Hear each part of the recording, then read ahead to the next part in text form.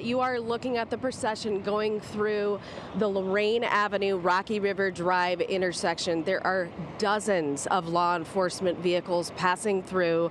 You can see a Cleveland fire truck and firefighters along the route as well. Dozens of people here to honor Officer Ritter. They have signs of support.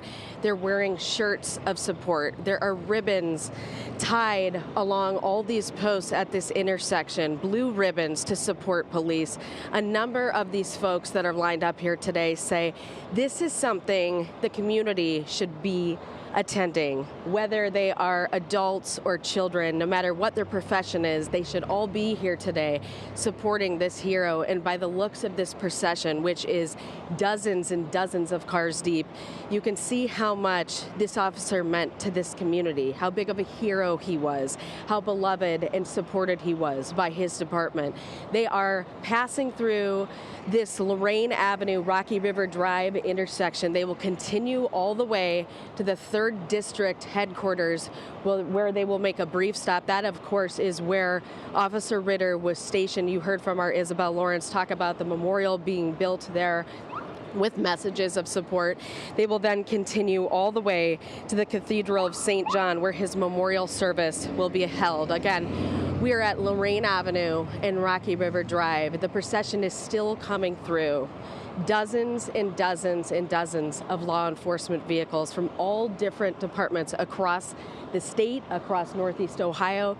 They are here for one reason, and that is to provide support for Officer Ritter's family, for his colleagues, for everyone who has been affected by this tragedy. And again, you can see the people lined up. There are kids here. There are parents here. They're holding flags. They're holding signs of support. There are T-shirts with beloved messages to Officer Ritter.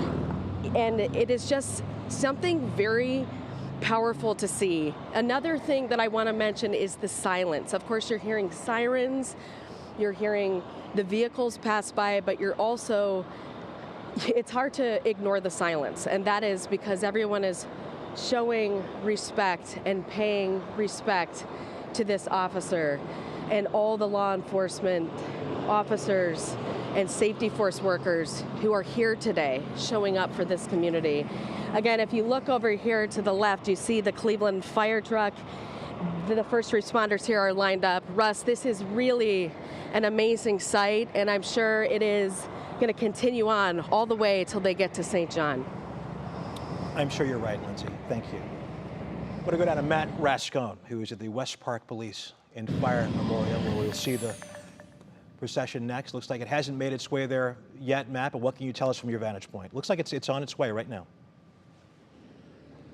Yeah, we saw dozens of motorcycles just drive by, and what's interesting is to look at their patches, and you just see all of these different police departments. Sergeant Diaz mentioned that there were several outside departments that were assisting here, and we'll take a look behind us, and you'll see not only these motorcyclists that are driving by, but dozens of people that have lined the street. This is Rocky River Drive at Ogons Avenue, and actually as we pan right before this procession gets here, you'll notice this is the West Park Cleveland Police Firefighters Memorial, and there are names on there like Officer Shane Bartek, who is the last Cleveland police officer killed, and then just down the road here is where Lakewood Police and Fire have set up an American flag and several of their officers blocking off the road here and are just making a display for this procession, which if we turn back the other way, you will see it appears to be coming down the road here. And we'll take a moment to see as they pass by. Yes, we are watching several police cruisers, trucks and other cars that are making their way through. And this is the procession here coming down Rocky River Drive, where it turns into Riverside Drive at Ogons Avenue.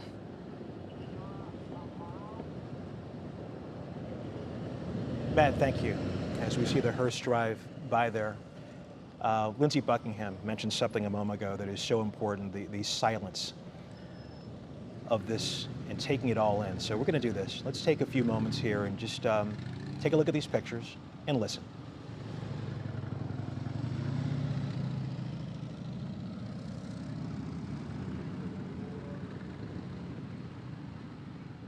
shot. The other.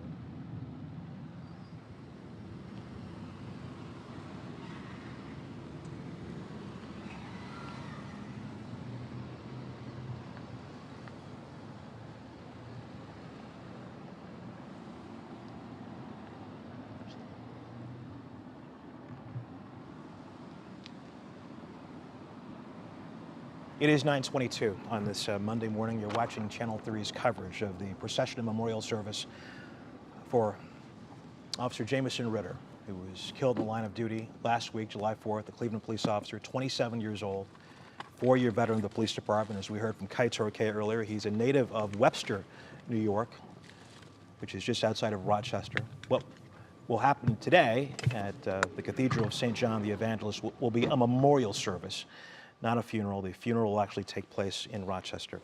As we continue